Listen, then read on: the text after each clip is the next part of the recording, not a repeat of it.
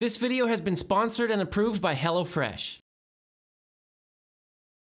What's up, dude? Picture this. You're in Durban, South Africa, and after a late night of partying and extreme dancing, your hunger levels are absolutely through the roof. So you stop at your favorite restaurant on the way home and you get a big old hunk of bread stuffed with the best curry you've ever had. And that, my friends, is what we call a bunny chow. And as always, there is no time to waste. Now let's go!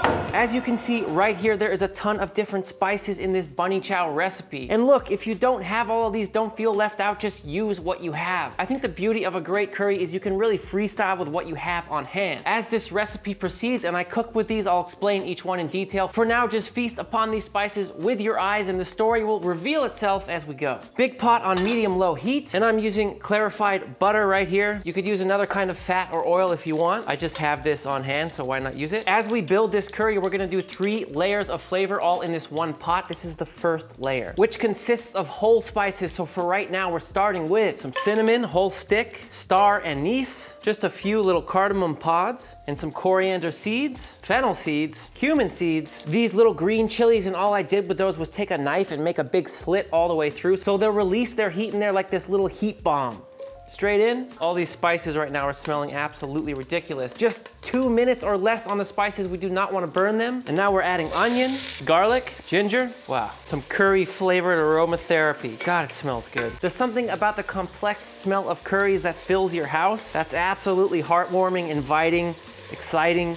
I love it. I'll hit these with a little bit of salt and cook down over medium heat for 7 or 8 minutes. Stirring frequently. If this was summertime, I may consider using fresh tomatoes in this bunny chow curry, but since it's winter, I'm using some tomato paste, which I absolutely love in curries, soups, stews, braises. Here we go, straight in. And when working with tomato paste, it gets so much better when you toast it off for a while in the pan, meaning just cook it for a while before adding your liquid or whatever else is coming next, and the flavor is gonna get so much deeper and richer. So that's the next step. We're just gonna cook this down for about 5 or 6 minutes over medium heat. The last ingredient for our first layer of flavor is just a little bit of thyme. And with all these big herbs and spices that are going in here, if you want, you can fish them out later, or you can just be kind of careful when you eat it, which is what I'm gonna do. We'll let that thyme pop and crackle a little bit in the oil first. And now we are moving on to our second layer of spices. These are ground spices. I'm starting with chili powder. This isn't a really spicy chili powder, just mildly spicy. It's Kashmiri chili powder. I just happen to really love that chili powder. You could use another one. A little bit of chili flake for heat, a little bit of turmeric, garam masala, and coriander powder. I've got the heat now just a touch under medium.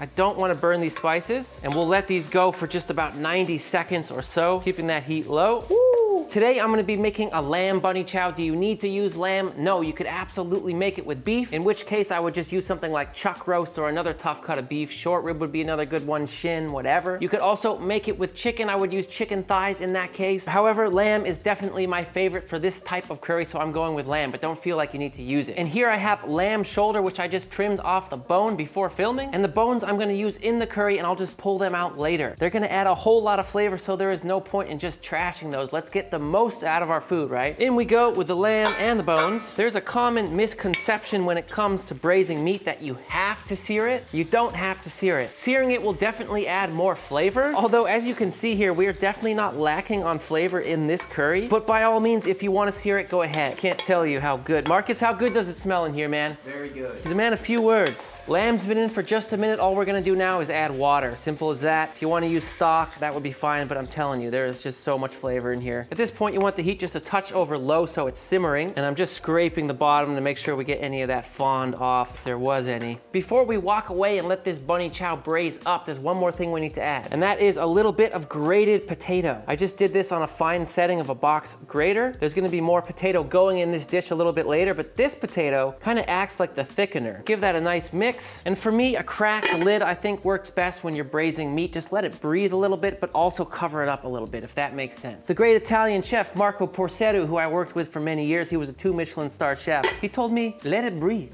That's what he said. That's what he said. You've got New Year's goals, and HelloFresh is here to help you achieve them. Skip the grocery store and take control of your time and budget with delicious recipes delivered right to your door. With over 35 weekly recipes, they have the options you're looking for to help you achieve your goals. Choose calorie smart and carb smart recipes, or even customize select meals by swapping proteins or sides, upgrading your proteins, or adding protein to a veggie dish. Also, did you know that HelloFresh helps you save money all year round? In fact, HelloFresh is cheaper than grocery shopping and 25% cheaper than takeout. If you've been looking to eat well in the new year, it's comforting to know you always get top quality with HelloFresh. Ingredients travel from the farm to you in less than 7 days. That's pretty cool. It can be really nice to skip the crowds in the grocery store and stock up on snacks, sides, desserts, and more at HelloFresh Market. Simply add them to a weekly order and they'll arrive at your doorstep along with your meals. Personally, I like recommending HelloFresh to people who just started cooking. The way the packages arrive and the clear instructions just make it really fun and easy to blast out a recipe. Go to HelloFresh.com and use code ThatDudeCanCook21 for 21 free meals plus free shipping. Again, that's HelloFresh.com, code ThatDudeCanCook21 for 21 free meals plus free shipping. At this point, our bunny chow has been simmering away for an hour and a half. And I'll tell you what, this house smells heartwarmingly delicious, insane. We're gonna fish out a few things and then add a few things to this curry now. I'm fishing out the little bits of bone, which at this point have pretty much done their job. And trust me, we're gonna be nibbling on these. We're nibblers. Don't throw those away. Cinnamon stick, that can come out. Thyme stems can come out. On another note, I pulled out those little green chilies after just 45 minutes. The heat in here is a nice, beautiful, medium back of the throat kind of spice, which is awesome. If you want it spicier, just leave them in longer. I'm also taking out the star anise. Any other big spices I'll take out, but again, like I said in the beginning, I don't mind if some are left over. Just be careful when you eat it. Here we have a little bit of bone marrow. I'm definitely gonna scoop that out and eat it up. Got all the stuff out. At this point, I'm adding a little bit of potato. These are Yukon Gold potatoes. All I did was cut them into cubes. And these are gonna thicken up the curry the rest of the way, as well as just bulk it out. So in they go. Give it a nice stir. Woo. Bunny chow, chow, chow. And lastly, some coriander stalks, meaning not the leaves, but just the bottom part. Just a little bit going in. If cilantro tastes like soap to you, you and your aldehyde detecting body,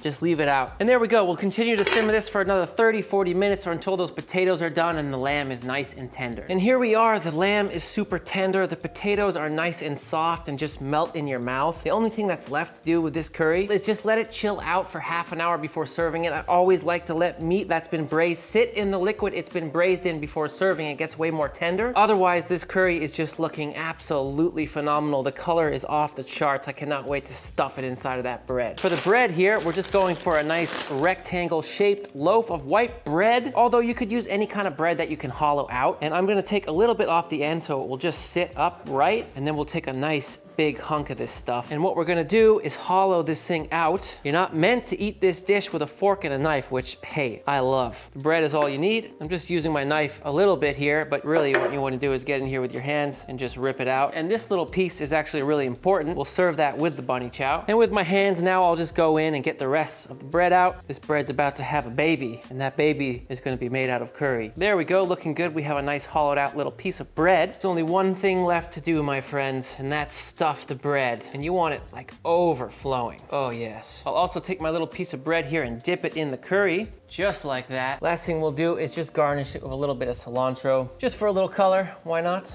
And your bunny chow curry is ready to eat. Bunny chow, bunny chow, bunny chow, chow, chow. Mmm.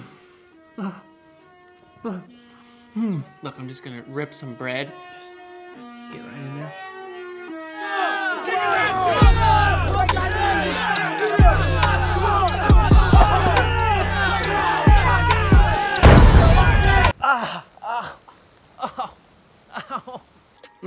Oh my God, this is how you connect with a culture. Wow. Oh God, the lamb is so tender. The potatoes are nice and creamy. It's got this wonderful back of the throat kind of heat that just warms up your whole soul. This is awesome. I look forward to doing many more bunny chows in the future.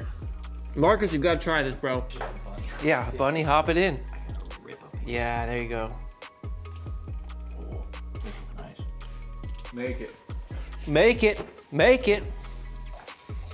You know I love you when I'm out.